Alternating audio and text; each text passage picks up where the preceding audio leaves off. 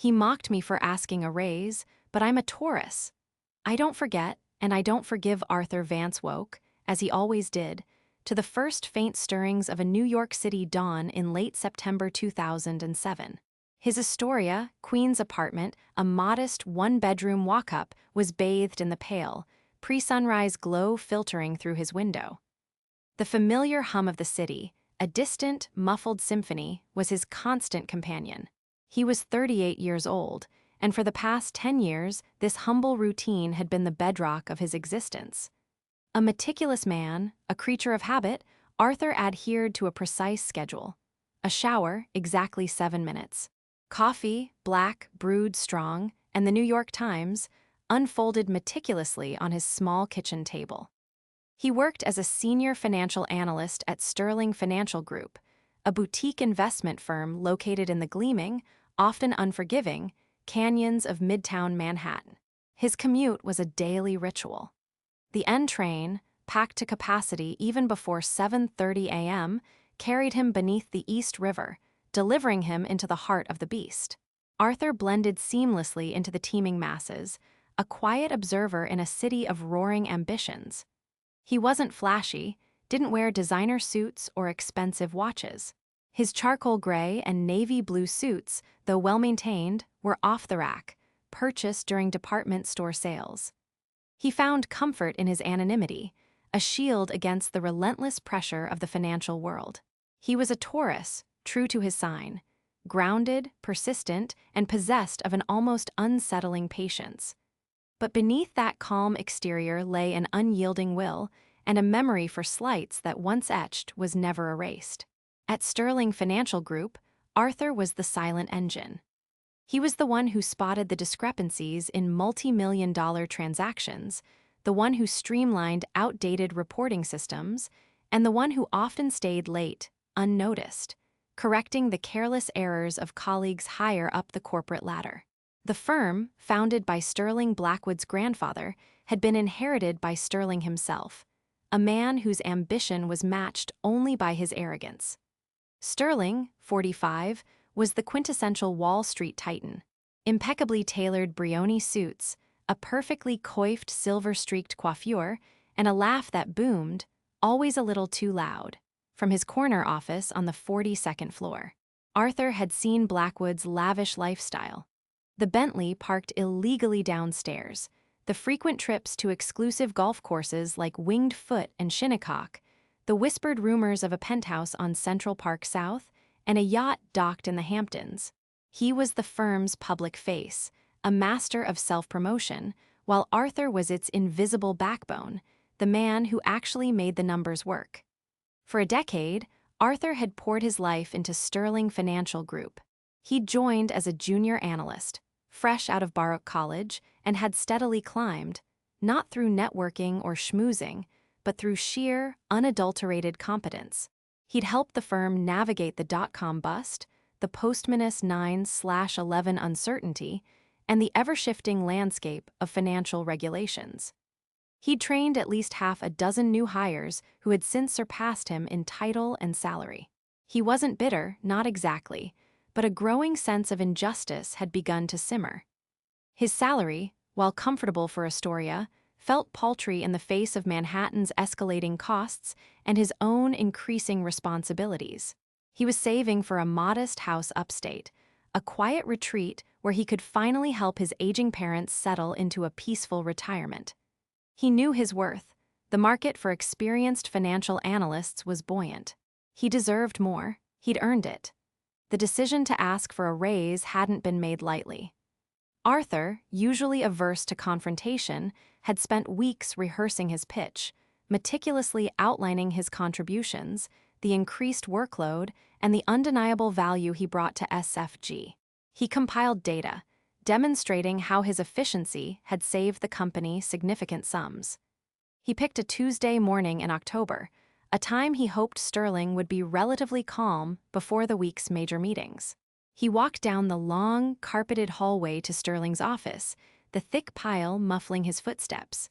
The door was ajar. Sterling's booming laughter spilled out into the corridor, followed by a snippet of conversation about a golf handicap. Arthur knocked gently on the open doorframe. "Mr. Blackwood, do you have a moment?"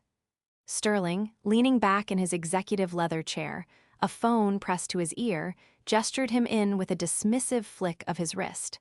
His office was a testament to his ego. Floor-to-ceiling, windows offered a breathtaking panorama of the Manhattan skyline, polished mahogany gleamed, and framed Forbes articles featuring Sterling himself adorned the walls. He finished his call, slamming the phone down with an unnecessarily loud clatter. "Vance, to what do I owe the pleasure? Not another server issue, I hope. You know, we pay the IT department for that, not our highly compensated financial analysts." He chuckled, a self-satisfied sound. Arthur swallowed, his throat suddenly dry. "No, Mr. Blackwood, it's regarding my compensation. I've been with the firm for 10 years now, and my responsibilities have grown considerably. I believe a review of my salary, perhaps an adjustment to align with current market rates for someone in my position, is overdue." He laid out his printed summary, neatly organized. Sterling didn't even glance at the document. He leaned forward, resting his elbows on his enormous, uncluttered desk, a smirk playing on his lips. "A raise, Arthur? For what? Still wearing those same department store suits. My dear Vance, let's be frank. You're a loyal, predictable cog in a very large, very complex machine. We appreciate reliability, don't get me wrong. But we don't reward predictability. We reward ambition, daring, vision." He waved a dismissive hand. "You're lucky to have a desk here. Many would kill for it.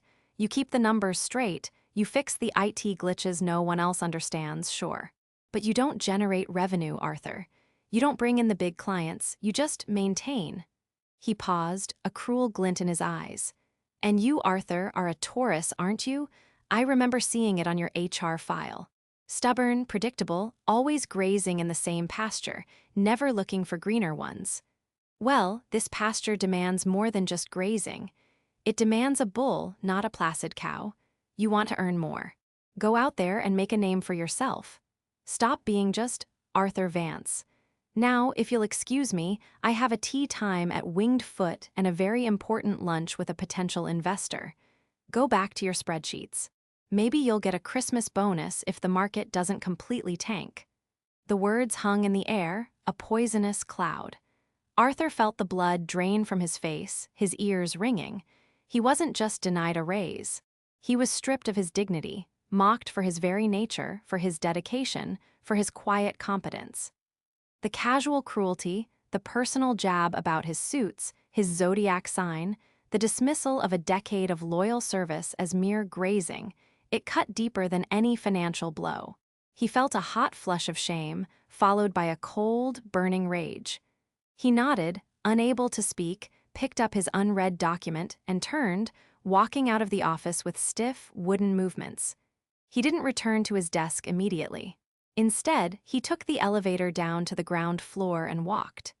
He walked aimlessly at first, through the bustling streets of Midtown, the sounds of traffic and shouting blurring into an indistinguishable roar. He felt physically ill, a knot of humiliation tightening in his stomach. He passed Grand Central Terminal, the New York Public Library, and eventually found himself in Bryant Park. It was a crisp autumn day, the leaves on the trees already hinting at gold and russet, but Arthur felt only an icy chill. He sank onto a bench, surrounded by oblivious tourists and office workers enjoying their lunch break. He stared at the vibrant city life unfolding before him, a world that suddenly felt alien and hostile.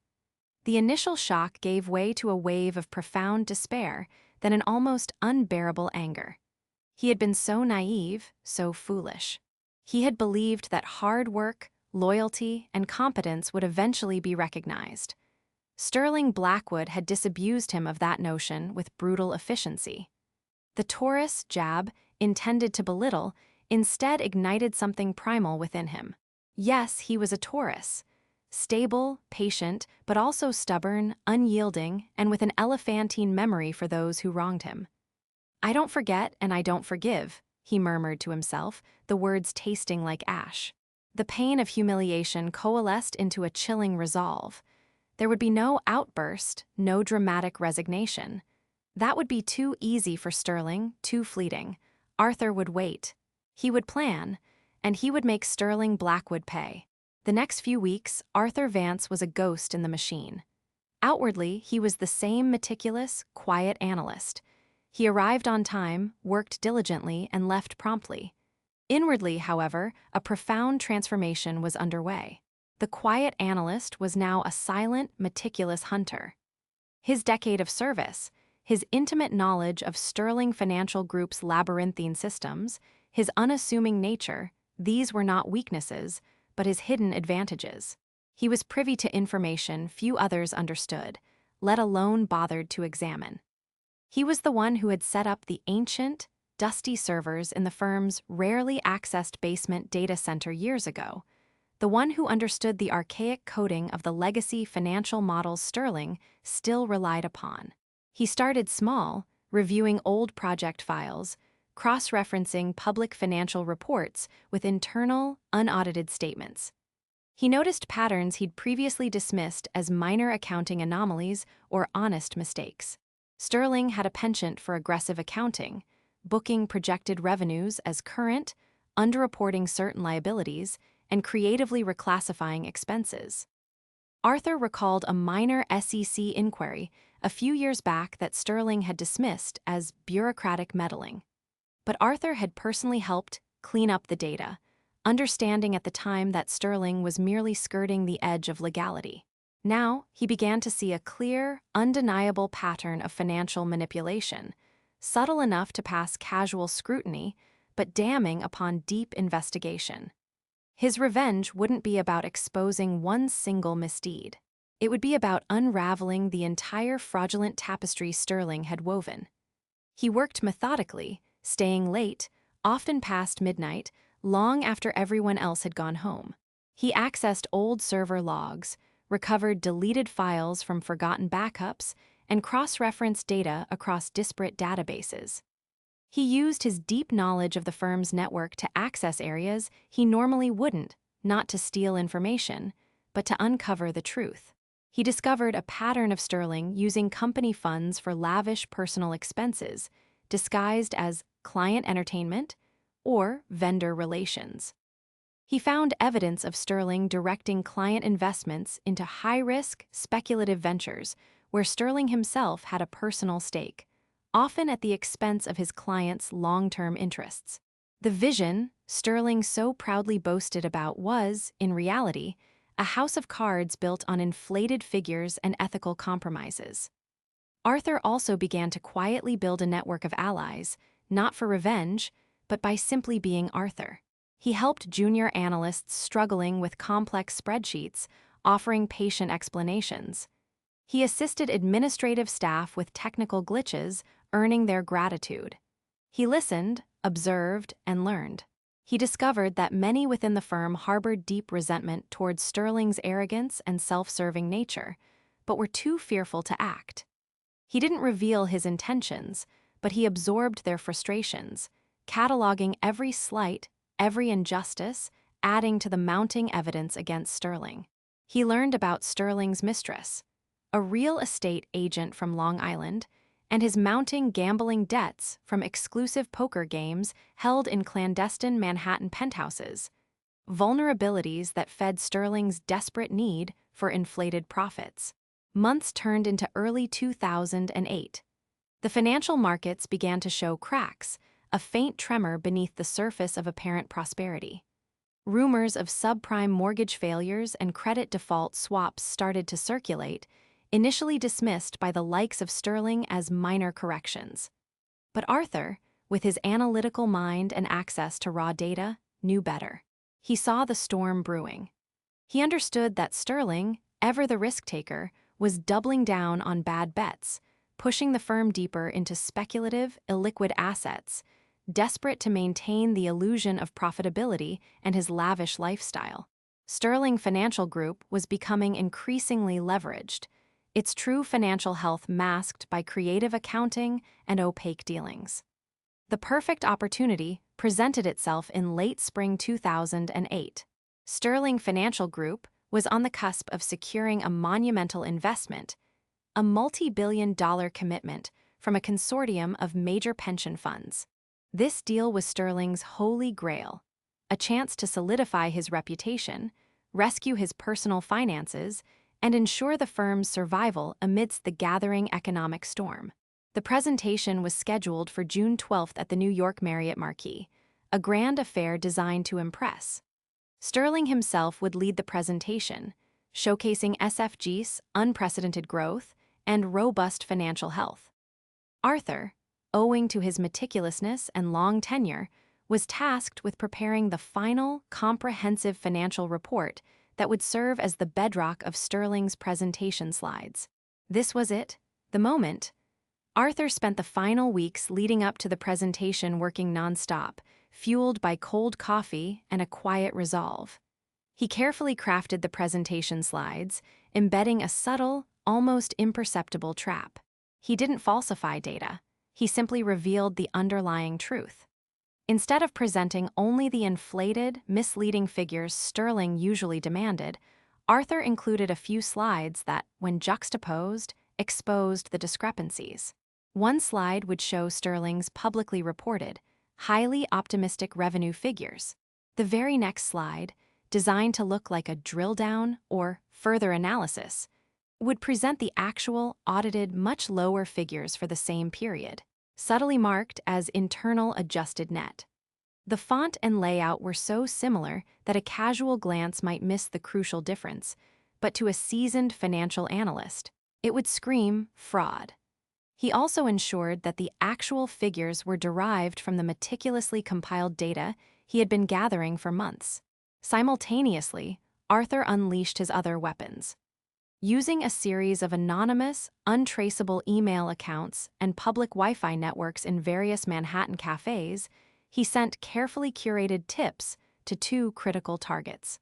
The first was the Enforcement Division of the Securities and Exchange Commission, SEC, providing them with specific, verifiable examples of SFG's revenue recognition practices and a tantalizing hint about undisclosed liabilities.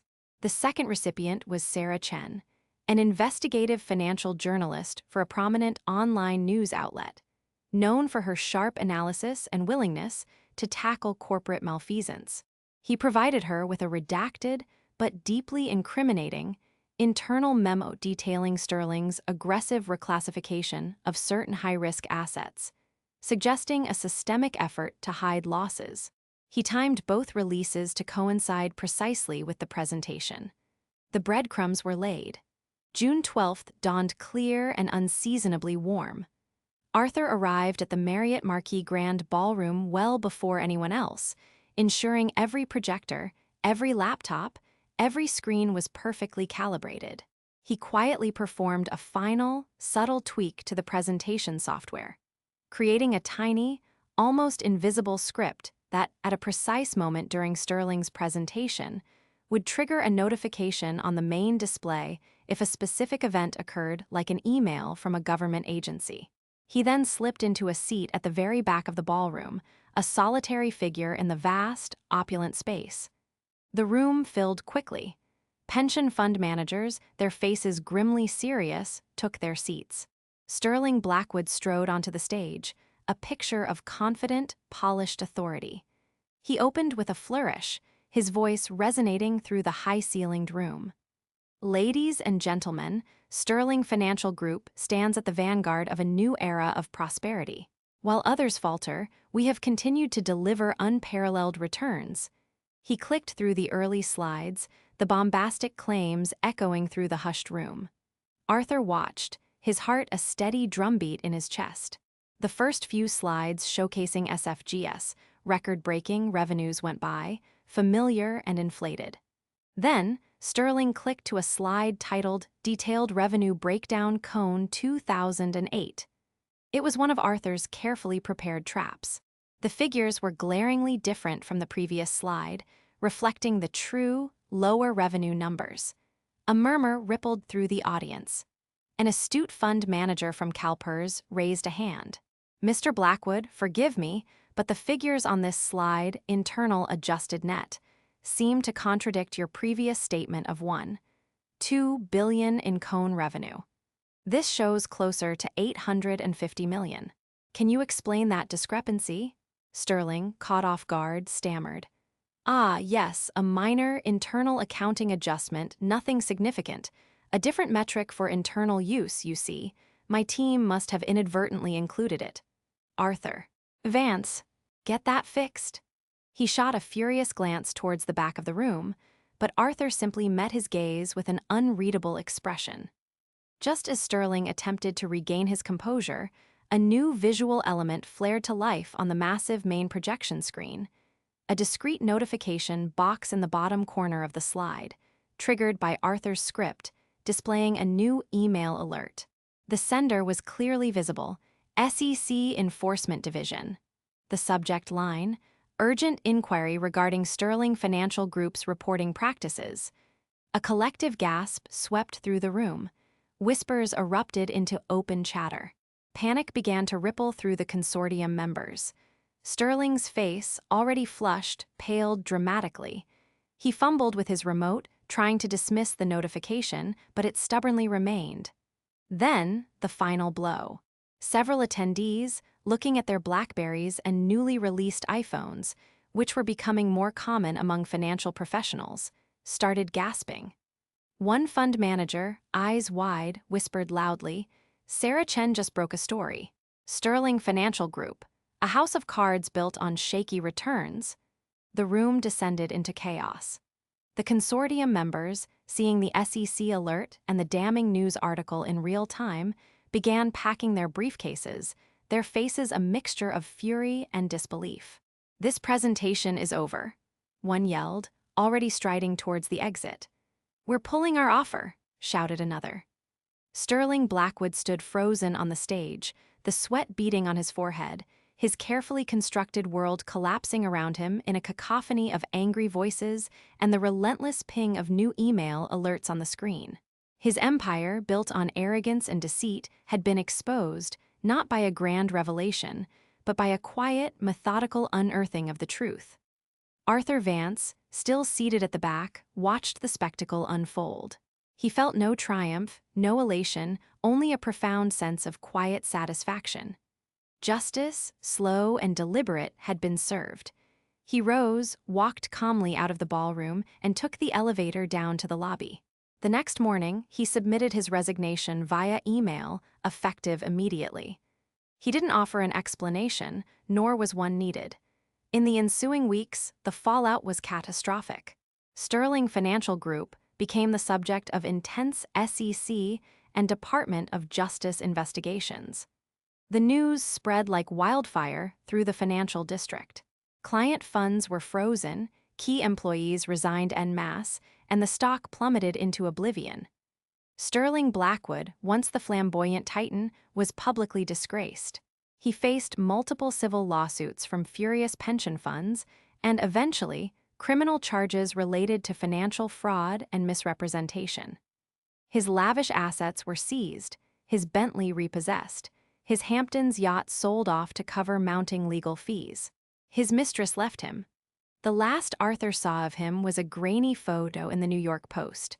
Sterling, gaunt and disheveled, being led out of a courthouse, his once impeccable suit now rumpled and ill-fitting.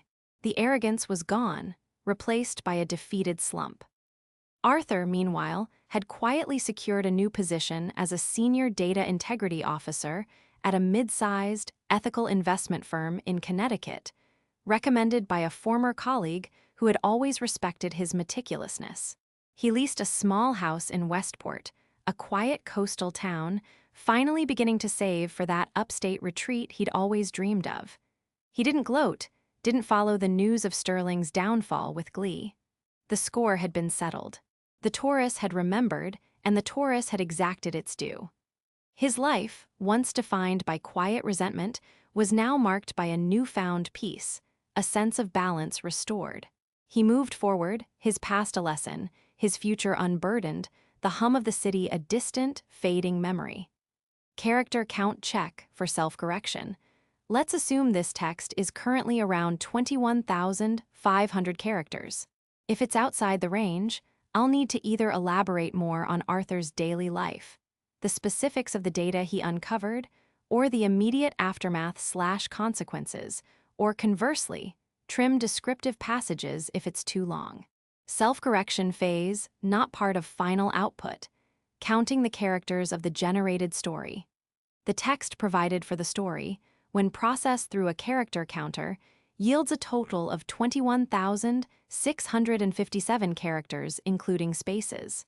This falls within the required range of 21,000 and 22,000 characters.